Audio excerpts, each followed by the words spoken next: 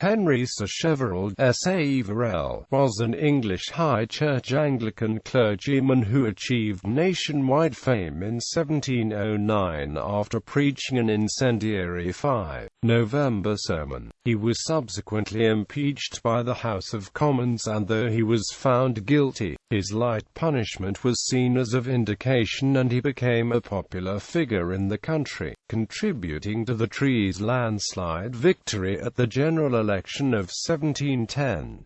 Early life. The son of Joshua Sacheverell, rector of St. Peter's, Marlborough, he was adopted by his godfather, Edward Hurst, and his wife after Joshua's death in 1684.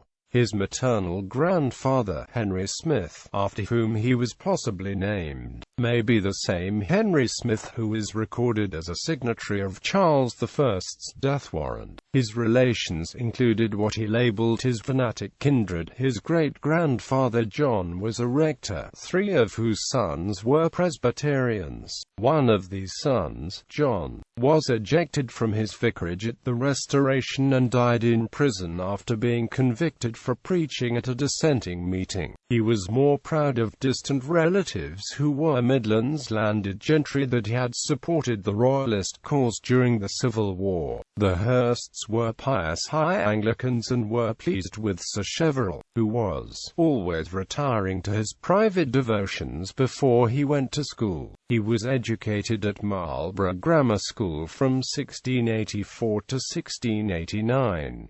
He was sent to Magdalen College, Oxford, in 1689, where he was a student until 1701 and a fellow from 1701 to 1713. Joseph Addison, another native of Wiltshire, had entered the same college 2 years earlier. It was at Sacheverell's instigation that Addison wrote his account of the greatest English poets, and he dedicated it to Sacheverell. Sacheverell took his degree of BA on the 30th of June 1693, and became M.A. on the 16th of May 1695. The Bishop of Oxford, John Huff, ordained him deacon on the 18th of May 1695. However, when in 1697 he presented himself to the Bishop of Lichfield, William Lloyd, with a reference from the Dean of Lichfield, Lloyd complained of his grammatically incorrect Latin. Sacheverell, who had published several Latin poems, quoted Latin grammars to verify his Latin and apparently told Lloyd it was better Latin than he or any of his chaplains could make. Lloyd sent his secretary to his library to prove Sacheverell wrong but failed to do so. In 1676 he was appointed chaplain to Sir Charles Holt and curate for Aston Parish Church. However, when the Aston living fell vacant, Holt refused to appoint Sacheverell. Holt's wife years later claimed this was because Sacheverell was exceedingly light and foolish, without any of that gravity and seriousness which became one in holy orders, that he was fitter to make a player than a clergyman, that in particular, he was dangerous in a family, since he would among the very servants jest upon the torments of hell. However, Lancelot Addison, the Dean of Lichfield and the father of Joseph, nominated him to the small vicarage of Cannock in Staffordshire, and after an intense 3-day examination, Lloyd was finally convinced Sacheverell was ready and accepted his nomination in September 1697. Sacheverell was threatened with prosecution for seditious libel after preaching a fiery sermon, but was dropped due to Sacheverell's unimportance. In July 1701 he was elected Fellow of Magdalen College, but his overbearing, disrespectful self-confidence and arrogance won him few friends. In 1709, before his 2 famous sermons, Thomas Hearne dismissed him as a loud-mouthed wine-soaker. However, he was a hard worker and an active teacher, being promoted to a variety of offices. In June 1703 he was appointed to an endowed lectureship. In 1703 he was appointed college librarian. In 1708 was appointed senior dean of arts and, in 1709 became bursar. Sacheverell first achieved notability as a high church preacher in May 1702 when he gave a sermon entitled The Political Union, on the necessity of the union between church and state and denigrating dissenters, occasional conformists and the Whig supporters. His peroration included an appeal to Anglicans not to strike sail to a party which is an open and avowed enemy to our communion, but instead to hang out the bloody flag and banner of defiance. Gaining a small London readership, Daniel Defoe labelled Sacheverell the bloody flag officer, and in his The Shortest Way with the Dissenters he included in its subtitle an acknowledgement of Mr. Sacheverell's sermon and others. John Dennis also replied to Sacheverell in The Danger of Priestcraft to Religion and Government. Roger Mander, Vice-Chancellor of Oxford, appointed Sacheverell to preach the university sermon on the 10th of June 1702, the date chosen by Queen Anne as a fast day for heaven's blessing for British success in the new war against France. In support of the Tory candidate at the general election of 1702, Sir John Pakington, Sacheverell published The Character of a Low Church Man. This attacked William Lloyd and advised the clergy to be on the lookout against false brethren within the church. Pakington was grateful and recommended Sacheverell to Robert Harley as the speaker's chaplain. Harley, a moderate Tory with a dissenting background, declined. Only two other sermons in this period were printed: The Nature and Mischief of Prejudice and Partiality, and The Nature, Guilt and Danger of Presumptuous Sins. With two other Oxford dons he wrote The Rights of the Church of England asserted and proved. The first sermon led to a further notice by Defoe that Mr. Sacheverell of Oxford has blown his second trumpet to let us know he has not yet taken down his bloody flag. During the Church in Danger scare of 1705–06 he preached a sermon in which he with a great deal of courage and boldness showed the great danger the Church is in, for the fanatics and other false brethren, whom he set forth in the proper colours. In July 1708 he was awarded a doctorate of divinity, possibly due to his abilities as a preacher as well as for his teaching. In March 1709 a local brewer named John Lade suggested to Sacheverell that he put himself forward for the vacant office of chaplain at St. Saviour's, Southwark. He campaigned for the post with such vigour that a fellow clergyman wrote, "None is so much talked of as he all over the town." I suppose we shall have him very speedily the subject of Defoe's review, in which he has formerly had the honour of being substantially abused. His most notable backers were Lord Weymouth and Sir William Trumbull. News of his candidacy alarmed the Archbishop of Canterbury, Thomas Denison, and aroused opposition from the dissenters, as Trumbull's nephew wrote, "Give out that if they can keep him out this time, they shall forever keep him from coming into the city." However, Sacheverell was appointed by 28 votes to 19 on the 24th of May. Tennyson was much troubled by this. Sacheverell soon stirred up more controversy by printing a sermon he had been invited to deliver at Derby Assizes on the 15th of August, entitled The Communication of Sin. The sermon was in the vein of his previous ones, but it was the dedication to the printed version which particularly antagonized the Whigs. Now, when the principles and interests of our Church and Constitution are so shamefully betrayed and run down, it can be no little comfort to all those who wish the welfare and security to see that, notwithstanding the secret malice and open violence they are persecuted with, there are still to be found such worthy patrons of both who dare own and defend them, as well against the rude and presumptuous insults of the one side as the base, undermining treachery of the other, and who scorn to sit silently by and partake in the sins of these associated malignants. The Perils of False Brethren. The new Lord Mayor of London, Sir Samuel Garrard, 4th Baronet, was a zealous Tory, and it was his responsibility to appoint the preacher for the annual 5th of November sermon to the City Fathers at St. Paul's Cathedral to commemorate the failure of the gunpowder plot. Garrard later claimed no acquaintance with Sacheverell, knowing him only by reputation. The 5th of November was an important day in the Whig calendar, both the day of the gunpowder plot of the 5th of November 1605 and William of Orange's landing at Torbay on the 5th of November 1688. Whigs claimed both these days as a double deliverance from popery. Whigs later claimed that Sacheverell was hired as a tool of the Tory party to deliver the sermon. The historian Geoffrey Holmes claims there is no evidence for this, as Sacheverell's papers were destroyed after his death, but that it was in Sacheverell's character to deliver the sermon off his own back. Sacheverell's audience included 30 clergymen and a large number of Jacobites and nonjurors. Prior to the sermon, prayers and hymns were delivered. A witness saw Sacheverell sitting with the clergy, working himself up into an angry mood, describing the fiery red that overspread his face, and the goggling wildness of his eyes. He came into the pulpit like a sibyl to the mouth of her cave. The title of his sermon, The Perils of False Brethren in Church and State, derived from 2 Corinthians chapter 11 verse 26.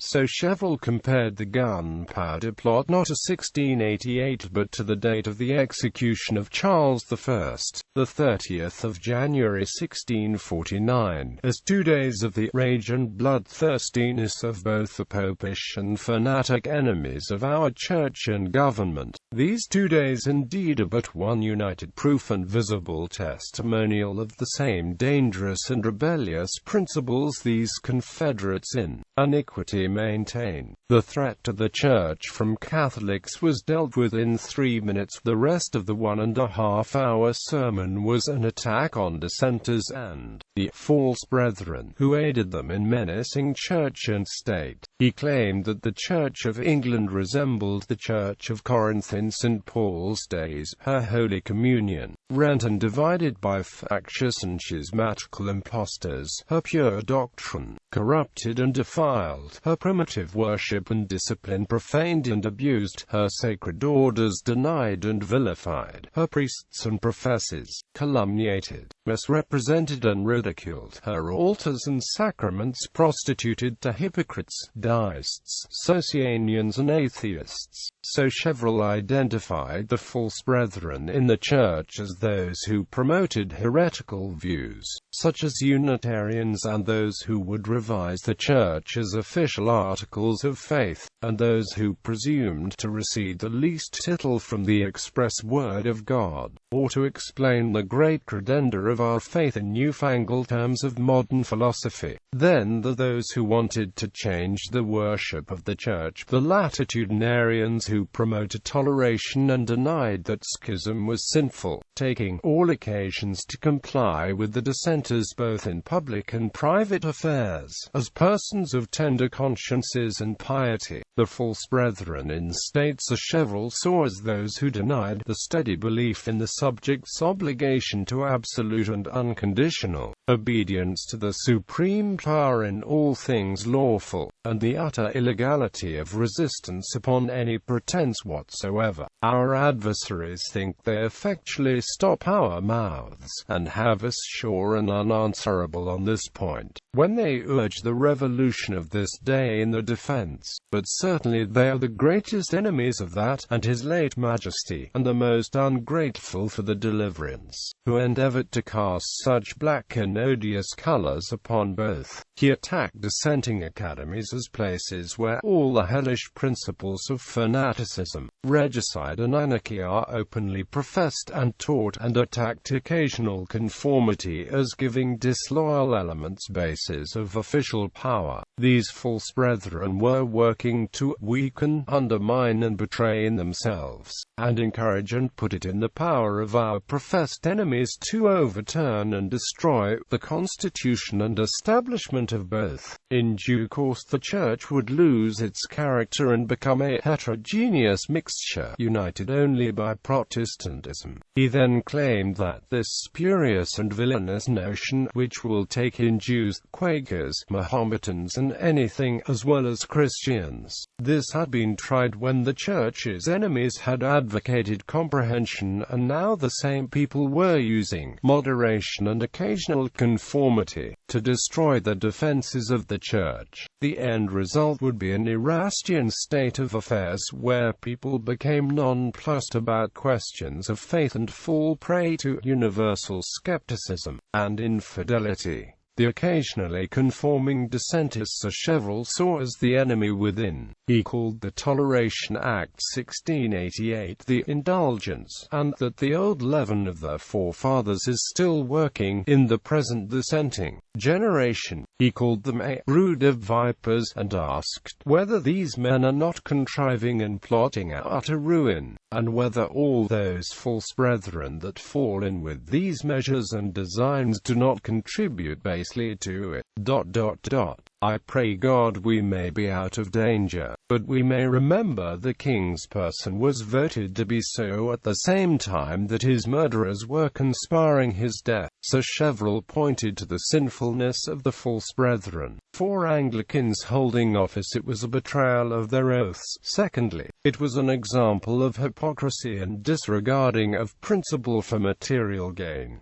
He said it was a vast scandal and offense to see men of characters and stations thus shift and prevaricate with the principles, like Christ's disciples when his life was at stake. He attacked the crafty insidiousness of such wily Volpones. Volpone was the nickname of Sidney Godolphin, a Tory who had allied himself with the Whig junto and who had been attacked by Tories as an apostate. The prospect for these false brethren, Sacheverell claimed, was to take his portion with hypocrites and unbelievers, with all lies that have the part in the leg which burns with fire and brimstone. Sacheverell ended the sermon by exhorting Anglicans to close ranks, to present an army of banners to our enemies, and hope that the false brethren would throw off the mask, entirely quit the Church of which they are no true members, and not fraudulently eat her bread and lay wait for her ruin. High-ranking clergy must excommunicate offenders, and let any power on earth dare reverse a sentence ratified in heaven. A long battle lay ahead from the Church militant against principalities, against powers, against the rulers of the darkness of this world, against spiritual wickedness in high places. That the battle would be hard was accepted, because her adversaries are chief and her enemies at present prosper. However, he did not doubt that the battle must be joined, knowing that there is a God that can and will raise her up, if we forsake her not. Now the God of all grace, who hath called us into his eternal glory by Christ Jesus, after that ye have suffered a while, make you perfect, establish, strengthen, settle you.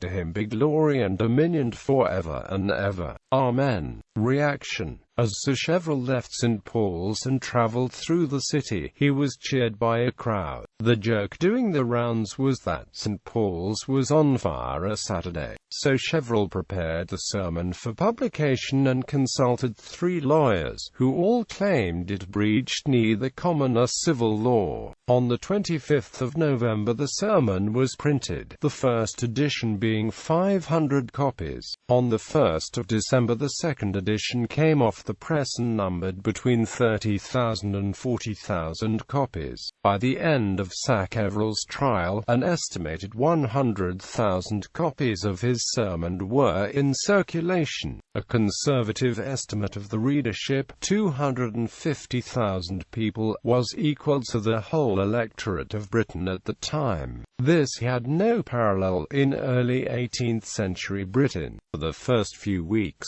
many Whigs believed that the sermon was beneath official response. Defoe read that, "The roaring of this beast ought to give you no manner of disturbance. You ought to laugh at him. Let him alone. He'll vent his gall, and then he'll be quiet." Within 3 days of the sermon being on sale, pamphlet responses were being printed. George Redpath's The Peril of Being Zealously Affected, but Not Well attacked Sacheverell, as did White Kennet's True Answer. The Whig author of High Church Displayed claimed that Sacheverell and his party were entirely rooted in those paper skirmishes. It took 6 weeks before a pamphlet defense of Sacheverell was published, and thereafter they became numerous. On the last Sunday of November, Sacheverell preached at St. Margaret's, Lothbury. The church was packed to full attendance, with an enormous crowd outside threatening to break open the church for a chance to hear him preach. With his sermon now in massive circulation, the Whig government considered prosecuting Sacheverell. In his sermon, Sacheverell had gone further than most high church preachers in minimizing the Glorious Revolution and extolling the doctrine of non-resistance, as well as challenging Parliament by his remarks on the Toleration Act and Parliament's December 1705 resolution declaring the Church to be in danger. He had also attacked a leading member of the government, Godolphin. However, when the government lawyers examined the sermon, they discovered that Sacheverell had chosen his words carefully to such an extent that they considered it uncertain whether he could be prosecuted for sedition. They considered bringing Sacheverell to the Commons bar on the charge of displaying contempt for the Commons resolution of December 1705. A vote in the Commons would be enough to convict him. However, this approach would deny the Whigs the publicity they sought in prosecuting Sacheverell, and he would be at liberty once the Commons session ended. The Whigs wanted a punishment sufficient enough to deter other high churchmen. A vote in the House of Lords on a charge of high crimes and misdemeanors had the power to achieve what the Whigs wanted, and could also inflict a heavy fine with confiscation of goods and imprisonment for life. On the 13th of December the Commons ordered Sacheverell to attend the bar of the House. On the 14th of December Sacheverell appeared before the Commons with 100 other clergymen also in attendance to show moral support. The House resolved that Sacheverell be impeached, and he was put into the custody of the Sergeant-at-Arms. He was visited at his lodgings in Peters Street by prominent Tories such as the Duke of Leeds, Lord Rochester and Duke of Buckingham. The Duke of Beaufort sent him claret and 50 guineas. Although the Tories in the Commons managed only 64 votes on behalf of Sacheverell's petition for bail, there was an outbreak of support for him amongst the Anglican clergy. The Duke of Marlborough remarked that the whole body of the inferior clergy espouse his interest. Trial. Sacheverell's trial lasted from the 27th of February to the 21st of March 1710, and the verdict was that he should be suspended for 3 years and that the 2 sermons should be burnt at the Royal Exchange. This was the decree of the state, and it had the effect of making him a martyr in the eyes of the populace and bringing about the first Sacheverell riots that year in London and the rest of the country, which included attacks on Presbyterian and other dissenter places of worship, with some being burned down. The rioting in turn led to the downfall of the government ministry later that year in the passing of the Riot Act in 1714. Progress. The tide of public opinion had turned in Sacheverell's favor, and the people viewed his light punishment as a deliverance for the whole Church of England. He became the savior of the Church and the nation's martyr hero. From 21 to 23 March, almost all major streets in Westminster and West London celebrated by bonfires. illuminated windows and toasts to Sacheverell and the Queen accompanied by the ringing of church bells. The trained bands had to be called out due to growing disturbances, and in Southwark a new riot was not ended until after the 30th of March. Across the country there were celebrations in support for Sacheverell, with bonfires, illuminated windows and the ringing of church bells. When Sacheverell went to thank the peers who had voted for him who were still in London, he was huzzed by the mob like a prize fighter. Despite the suspension from preaching, Sacheverell was presented to a living in Shropshire on the 26th of June 1710 as rector of Sællaton near Oswestry by a former Cambridge student of his, Robert Lloyd, local landowner and then an MP for Shropshire. He held his living until 1713. Sacheverell travelled to Sællaton in June in what Holmes called the most extraordinary progress ever made by a private individual in Britain. Richard Steele wrote that the anarchic fury ran so high that Harry Sacheverell, swelling, and Jack Huggins, laughing, marched through England in a triumph more than military. On the 15th of June he left London for Oxford with a cavalcade of 66 horsemen, increasing to 300 by the time he reached Uxbridge, with hundreds more when he went through Beaconsfield, High Wycombe and West Wycombe. When he reached Wheatley near Oxford, Lord Abingdon, the local MP, Thomas Roney, noblemen, heads of houses, the proctors, most Oxford fellows and others welcomed Sacheverell to Oxford University. He remained at Magdalen College for a fortnight before leaving Oxford on the 1st of June, taking over 4 weeks to reach Sællaton and just under 3 weeks to travel back to Oxford. This included 12 towns, and he was honoured with 10 civic receptions. He was given 50 vast dinners, innumerable lavish suppers, including at least 22 private dinners. These included Lord Denbigh at Newnham Paddocks, Lord Lee at Stoney Abbey, Lord Willoughby de Broke, Lord Kilmorey, Lord Folliot, William Bromley at Baginton, Sir William Button at Lawford Park, Sir Edward Cobb, Sir Edward Aston and Sir Charles Holt at Aston. Sacheverell and his entourage spent only 7 nights in local inns as Tory landowners put the houses at his disposal. He spent 10 days with Lord Craven at Combe Abbey, then went to Newhall Manor owned by his kinsman George Sacheverell. He stayed with Richard Dyatt, Sir Edward Bagot at Blithfield Hall, the Bishop of Chester, George Shackleton at Crossford, Sir Richard Middleton at Chirk Castle, Roger Owen at Condover Hall, Whitmore Acton, Lord Kilmorey, Berkeley Green at Cotheridge Court and Sir John Walter at Sarsden. At every house he stayed, local gentry and clergy paid him homage. Sacheverell was also attended by the multitude. At Coventry, 5,000 people welcomed him into the city. At Birmingham he was greeted by 300 to 500 horse and 3,000, 4,000 foot. Between 5,000 and 7,000 greeted him at Shrewsbury, headed by an enormous cavalcade of gentry and yeomen. The church bells rang from 5 in the morning until 11 at night.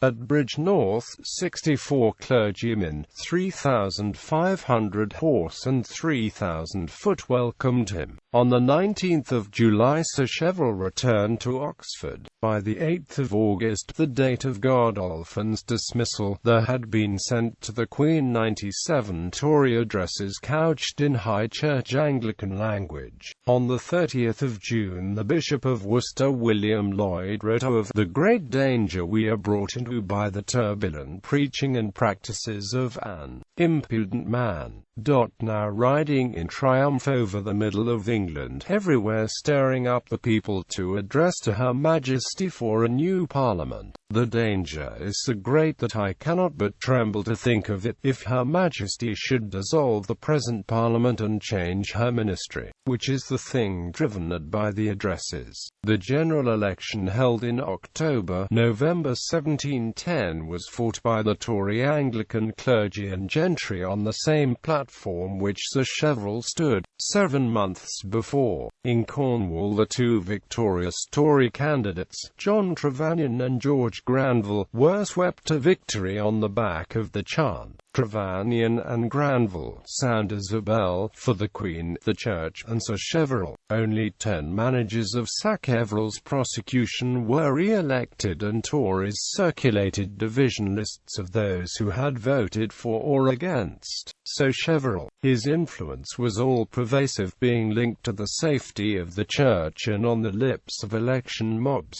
with his portrait being a favourite emblem of Tories. The election was a personal triumph for Sacheverell as well as a Tory landslide, with the anti-Whig reaction especially marked in counties where Sacheverell had passed during his progress.